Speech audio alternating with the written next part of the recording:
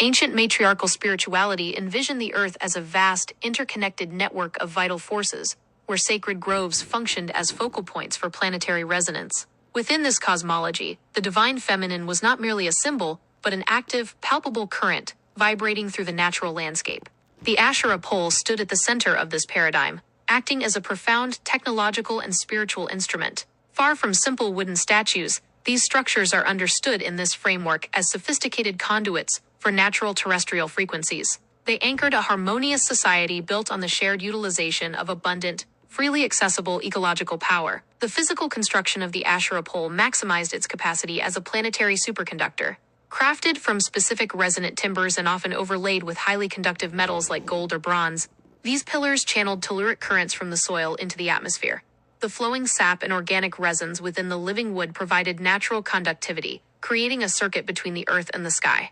This organic architecture allowed communities to harness ambient planetary energy. The matriarchal centers utilizing these poles became hubs of profound energetic density. Magnetic societies flourished around these focal points, structuring their settlements in alignment with the natural ley lines amplified by the Asherah networks.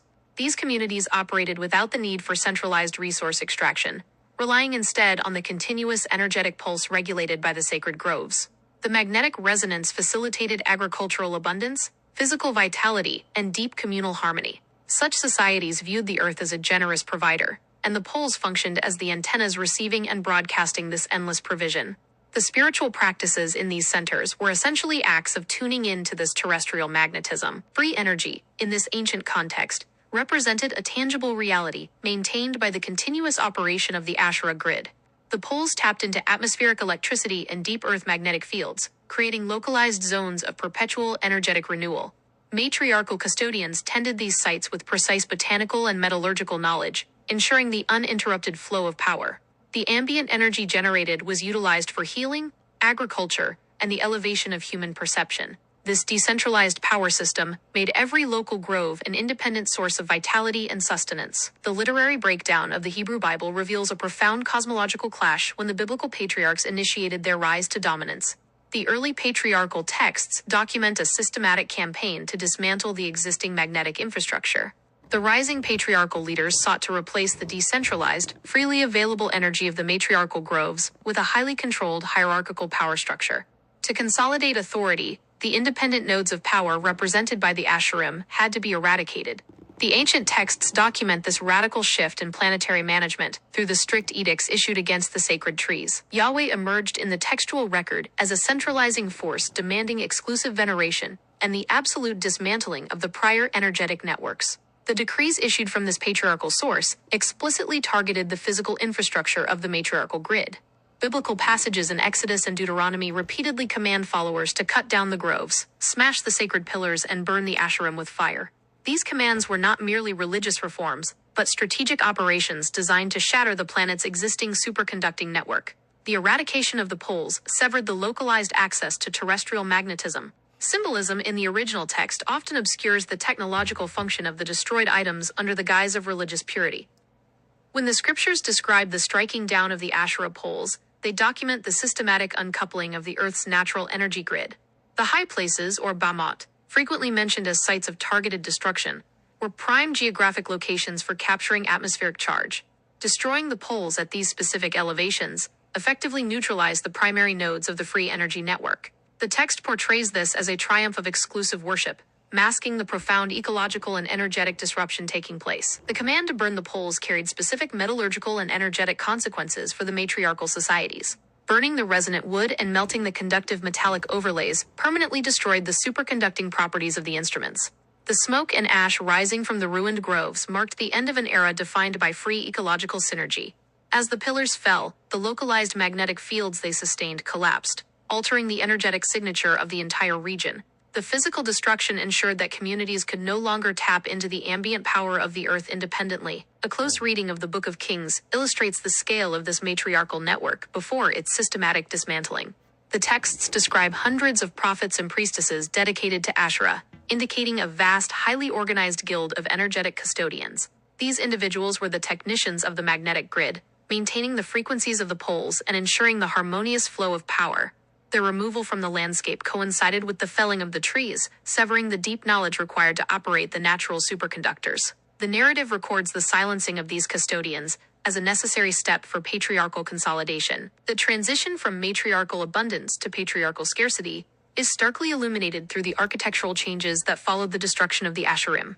The open-air, accessible groves were replaced by enclosed, heavily restricted temple complexes. The Ark and the temple effectively captured and monopolized the energetic currents that were once freely distributed by the Asherah poles. Access to the divine presence and its accompanying power became conditional, regulated by an exclusive priesthood. The free energy grid was replaced by a centralized battery, accessible only to a select few. The linguistic roots of the word Asherah connect deeply to concepts of happiness, straightness, and the upright pillar. This etymology reflects the pole's function as a stabilizing, vertical axis, aligning terrestrial and atmospheric frequencies. When the patriarchs decreed the felling of these upright pillars, they intentionally destabilized this alignment. The texts reflect a deliberate campaign to erase the concept of a self-sustaining, joyful, and energetically independent local community. The felling of the upright pillar symbolized the subjugation of the independent matriarchal spirit to a centralized authority. Matriarchal cosmology viewed the divine not as a distant ruler, but as an immanent force vibrating through the very soil and flora. The Asherah pole was the physical manifestation of this immanence, a living antenna drawing the celestial down into the terrestrial. The patriarchal insistence on a sky-dwelling deity necessitated the removal of these earthly antennas. By destroying the poles, the new regime sought to sever the direct, tangible connection between the earth and the divine feminine power. The profound intimacy of the matriarchal energy system was replaced by distance and strict mediation. Texts documenting the reforms of kings like Josiah highlight the thoroughness of the campaign against the magnetic societies. Josiah's purges involved bringing out the vessels made for Asherah from the central temple and burning them in the fields. This act demonstrates that the conductive instruments of the matriarchal grid had previously been integrated into even the most prominent locations. The complete removal and incineration of these items indicate a concerted effort to wipe out any residual technological capacity of the old system.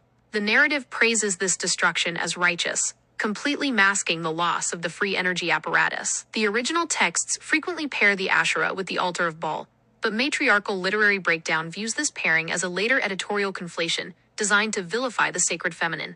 The pure function of the Asherah pole existed independently of the patriarchal pantheon that later absorbed it.